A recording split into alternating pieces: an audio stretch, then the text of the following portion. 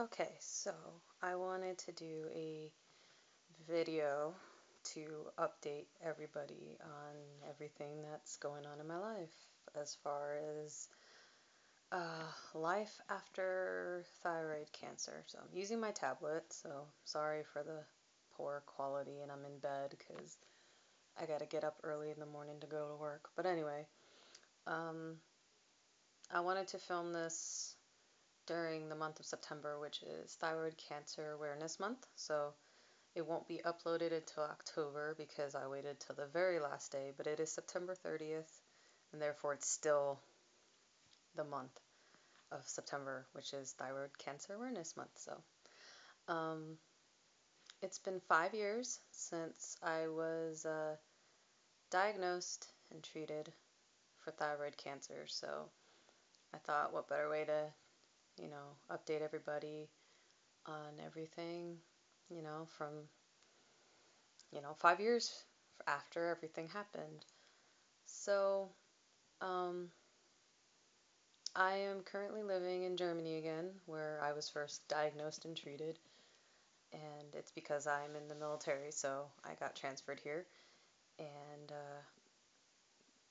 I had an appointment with my endocrinologist here back in June, and it was at the same facility where where I had my surgeries, and I went through my radioactive iodine treatment.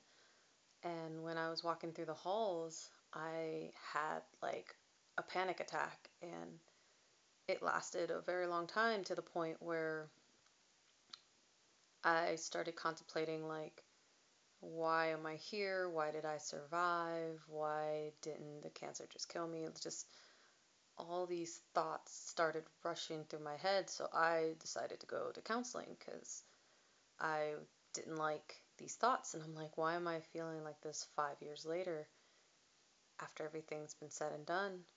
And I think it's because during the time I was being treated 5 years ago, I was thinking more of just getting well and not really dwelling on the fact that, holy shit, I have cancer. So just walking through the halls of that hospital just kind of brought back memories, and it's been kind of crazy. So I'm seeing a counselor for that, and I've been put on antidepressants to help me get through everything because there was a point where I was just crying all the time, and you know how it is, mood swings, fatigue, all the works. So I'm currently on Cymbalta, and so far it's working. Like, I'm able to go about my day. I don't feel like a zombie, like, some people would say when they're on antidepressants or whatever. I feel like I have more energy. I'm not as tired, which is nice. And for my sleep, because I have developed insomnia since all of this craziness has happened, I'm on Ambien. So, Synthroid, Cymbalta, Ambien. Lots of fun, lots of medications, but um, as far as Synthroid, I'm on 137, and I've been on 137 for the past 2 years now. And when I went to my endo appointment in June, they told me my levels were good and everything looked fine, and I didn't have to do anything until January is when they'll just draw my blood and check my levels and all that jazz. So I'm at a point where they don't really do body scans anymore. It's not as frequent as it used to be. Once you hit that 5 year mark, they just start to back off on checking on you. I think it's now once a year instead of twice a year. And they just draw blood. They don't do any scans or thyrogen shots on your butt or diet plans or anything like that. So it's kind of nice to be able to back off on that. Let's see. I don't know if you can see my scar. It's kind of hard, but that's my scar 5 years later. Still noticeable, but I mean, it's there. There's nothing I can do. I really don't hide it from anybody. I just kind of let it be. And I try not to bring it up because I don't want people to. I always say I don't want people to feel sorry for me, but um, I'll just let them ask me. But sometimes people just look at my neck and they don't bother asking, and that's fine. If they don't want to intrude with questions, I don't mind it either. But my counselor actually told me I should probably just start talking about it because not a lot of people would see it as a pity party. They would see it more as like, I survived it and I'm living my life, and see me more as an inspiration than anything else. But I don't really think like that. I always feel like if I talk about it, people will judge me or whatever. But I don't know. It's just this weird sense of thought, and um, but now I'm trying to bring it up here and there, but not necessarily as a, feel sorry for me, but hey, you're going through this, but I went through that. And if I went through that, then you can go through this and you'll be fine. It's not that bad. Nothing, I guess, compares to battling cancer. As I like to say, pulling the cancer card. But I try not to do that. It's not fair. Let's see, what else? What else? What else? So yeah, um, even though I started developing depression 5 years after the fact, I feel like it's okay to feel sorry for yourself. It's okay to be angry. It's okay to feel like you've been robbed of your life if you've been diagnosed with a cancer, because sometimes we think, I got to be positive, I got to be positive, and then we don't allow ourselves to grieve. And that's my cat, Callie, that's meowing.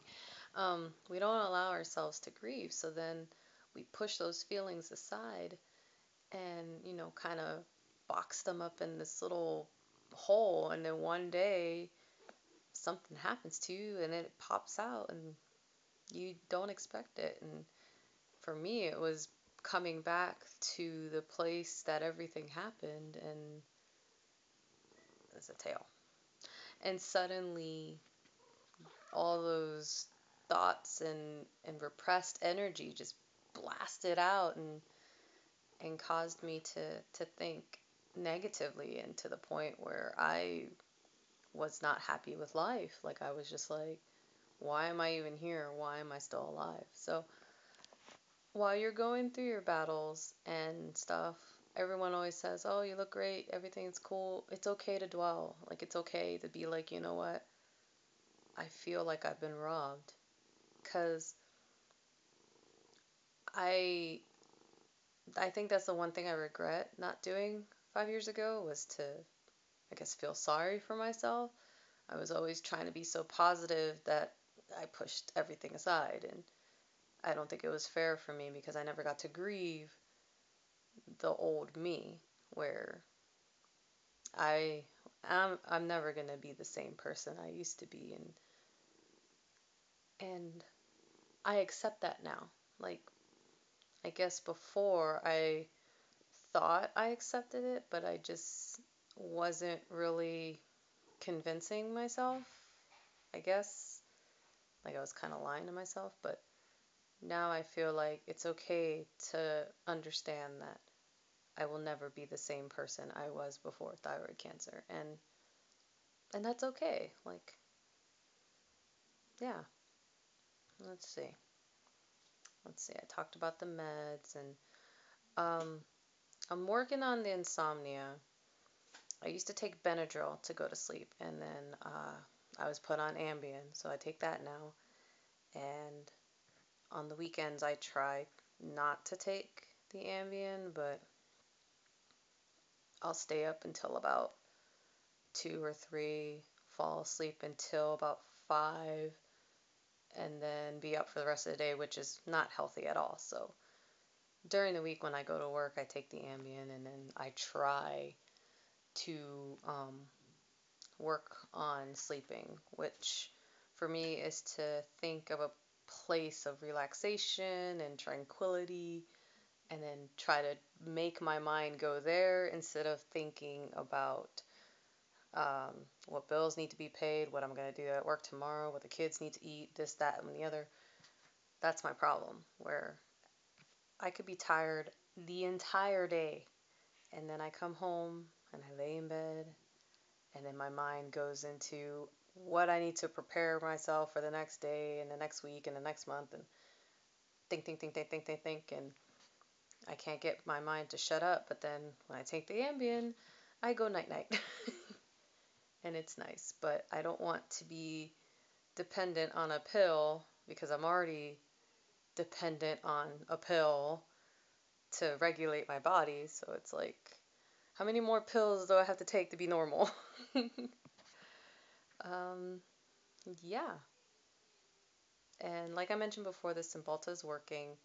I'm less fatigued. I'm less moody. Um, it works for me. I'm not saying that everyone that goes through thyroid cancer should go on an antidepressant. I just feel like at this point of my life, it is helping me cope with everything that I went through back in June. And I feel like I can be part of my family's lives without being this sad, exhausted, pathetic person that I felt like I was before. Not saying everyone is like that, it's just how I was. And yeah, so just because you go through everything years before, like in my case, 5 years ago, doesn't mean that it doesn't affect you years later. In my case, it did. And um, yeah, I still get brain farts. I still lose my train of thought here and there, and I still sometimes forget uh, forget things. It happens. It's part of my life now. Let's see. My plans while I'm in Germany is to get a new tattoo to commemorate my thyroid cancer uh, survival, because I figured since I was diagnosed and treated here, I should get a tattoo about it here. And I'm thinking about just getting the ribbon and getting the lyrics from the Beatles across the universe. Nothing's going to change my world. Even though it's changed me, nothing's going to change who I am on the inside.